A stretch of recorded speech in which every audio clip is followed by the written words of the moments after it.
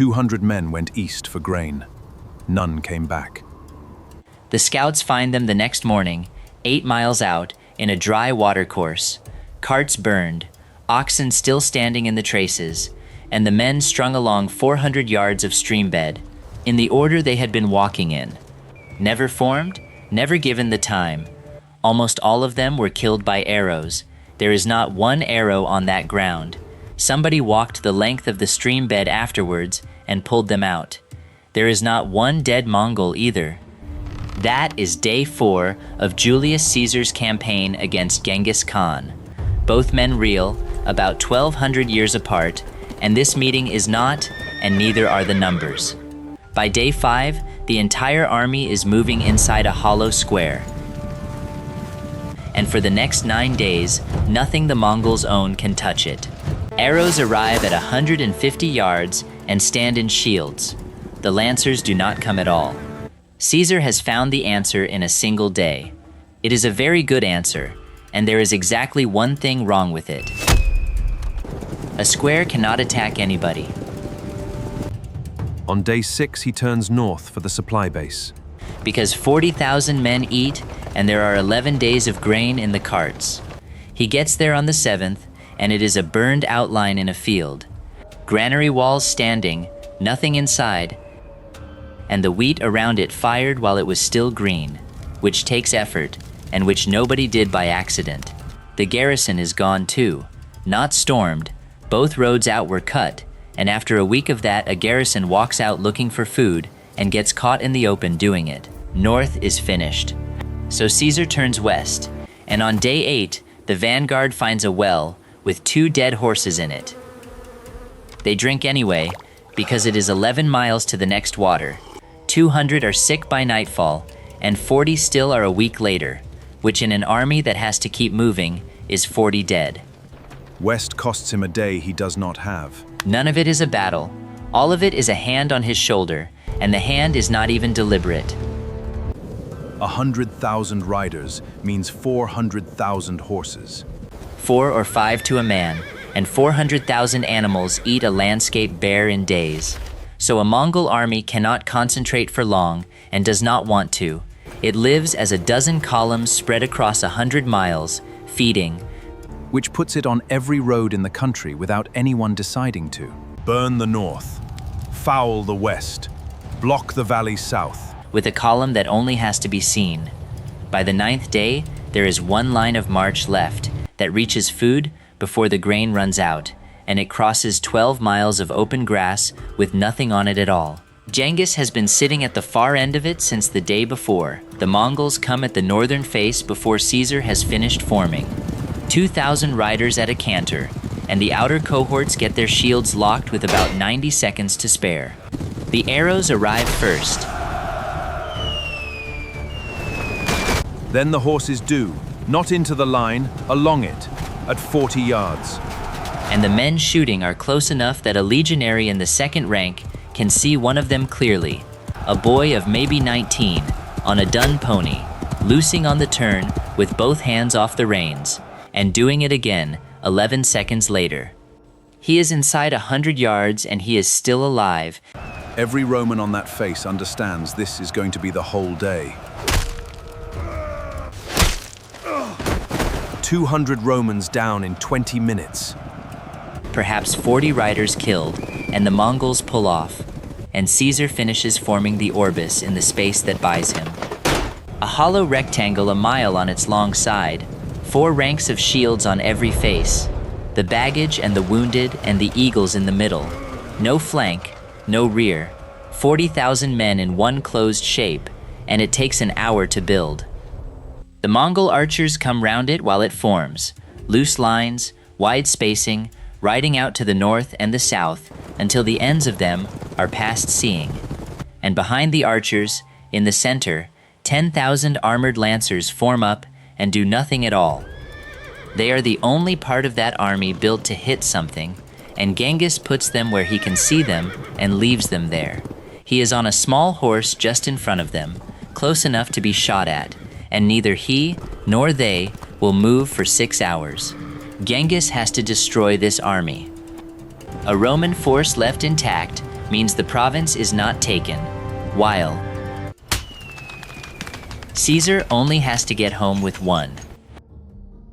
So he has a shape he cannot break in front of him, and 10,000 men he is not using, and all day to find out what they are for.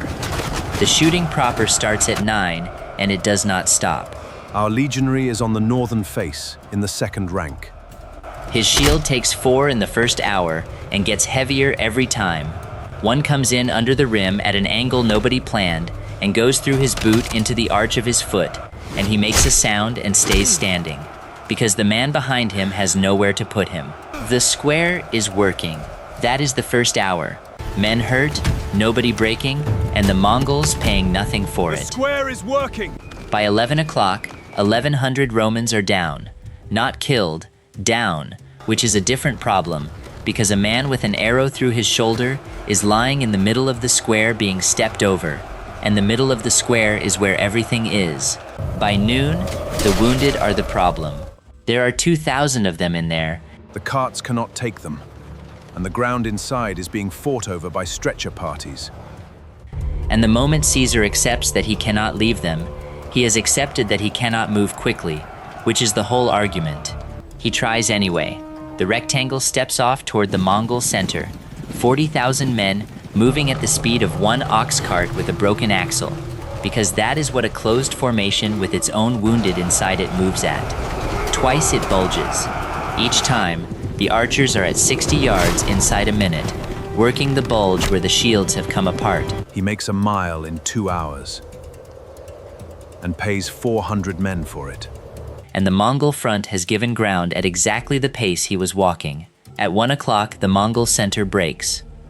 It is beautifully done, the front lines coming apart, riders streaming rearward past their own lancers, one man down and left behind, another dragging a horse that will not turn.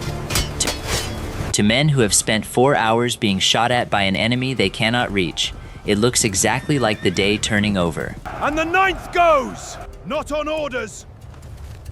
600 men on the eastern face see a broken enemy 60 yards away, and they have been standing still since dawn, and a centurion who will not be alive at 4 o'clock takes them out of the line at a run. They get 300 yards. The Mongol center stops running and turns, and the 2 blocks either side fold inward, and 600 Romans are in open grass with no line and no shields on their flanks, and horsemen on 3 sides of them. It takes about 6 minutes.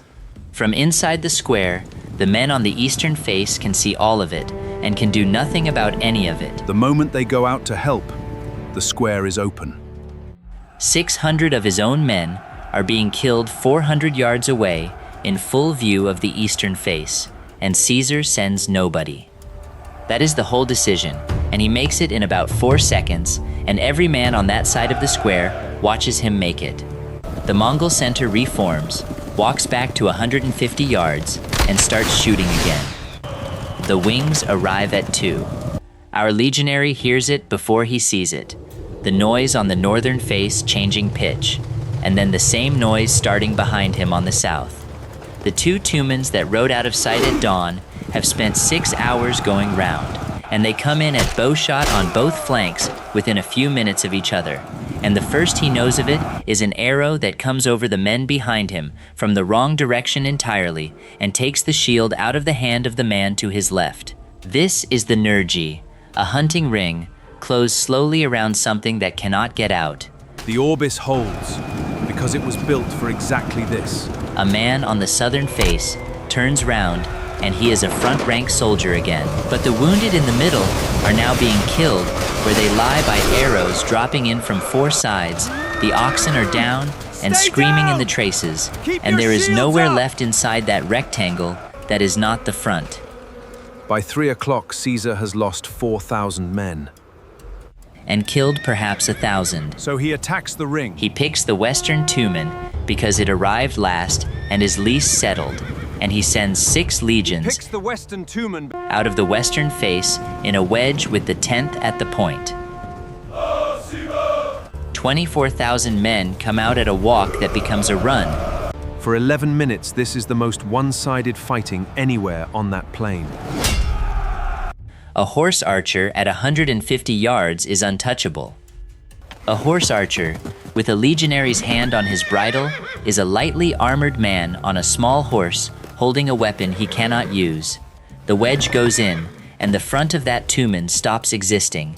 Riders pulled down by the leg, gladius up under the arm where the lamellar ends, horses hamstrung and rolling with men underneath them. Our legionary is in the third rank of the wedge and does not get to kill anybody for 4 minutes because there is no room. 3,000 Mongols die in 11 minutes. Then the tumen breaks, properly breaks, not a feint. Riders scattering west, with Romans running after the blown horses and pulling them down, standards going over, a whole wing of the Mongol army coming apart in the open where everyone on that plain can see it. And behind them, the ground is empty. 2 miles of it, a road through the middle, nothing between 40,000 Romans and the west except grass. Caesar has beaten the Mongol army in the field for about 4 minutes. Then Genghis moves for the first time in 6 hours. And now the 10,000 are for something. Not the wedge, the hole it left. There is a gap 2,000 men wide in the western face of the Orbis, and behind it are the baggage, the wounded, the eagles, and the rear ranks of 3 faces with their backs turned. He takes them in himself, 58 years old, at the head of the only part of his army that closes, into a hole that Caesar's own victory opened. A lance at a canter into the back of a man facing the other way needs no skill at all. The hook comes over the shoulder and takes him off his feet, and the horse is passed before he lands. What was a rectangle 4 ranks deep becomes 2 crowds with cavalry between them, and the men on the outside of each crowd are still holding a shield wall against archery, while the men on the inside are being ridden down from behind. And out on the grass to the west, 24,000 Romans with a broken tumen in front of them turn round and watch it happen. Caesar can go on through the gap he made, or he can go back. We must break through! He goes back, which means 24,000 men in a wedge, turning about in open ground and running a mile toward a fight. And a wedge that turns around is a column, and a column in open grass has 2 flanks, and the tumens that have been shadowing all day have been waiting for precisely that since 2 o'clock. The last of it takes until dark, and there is no route, because there is nowhere to run to. An army in open grass with cavalry on every side does not break, it shrinks. The 10th cuts back into what is left of the Orbis and holds a corner of it until nightfall. The eagles are lost, retaken, and lost again. Our legionary gets out. About 8,000 do, in the dark, in pieces. And he is one of them, because he was in the 3rd rank of the wedge instead of the 1st, which is the only reason anybody survived anything that day. Genghis loses 6,000 riders, 3,000 of them in 11 minutes he had already decided to pay for. Caesar built the finest defensive formation of the ancient world, held it through a day of continuous archery, refused a feigned retreat that cost him 600 men to refuse, and then broke a Mongol tumen apart in 11 minutes with infantry. Under these conditions, Genghis wins. And not with the bow. A full day of massed archery killed 4,000 men out of 40,000. Serious, and not a battle. The wedge that broke the western tumen and the gap that destroyed Caesar's army were the same event. The Orbis worked all day, against everything. And it was never going to stop working. Send them in now! Right up to the moment Caesar needed it to do something other than survive. A formation that cannot be broken also cannot attack. The instant it opens to try, it is not that formation anymore. Genghis spent the morning finding out whether Caesar would open it for a trick. The 9th, dying in the open, answered that. Then he closed a ring and made him open it for something real. And kept 10,000 lancers standing still for 6 hours, The square is working. waiting for the hole. It cost him 6,000 riders. It cost Caesar an army. Give Caesar one flank on a river or a wood, and none of it happens. The ring cannot close.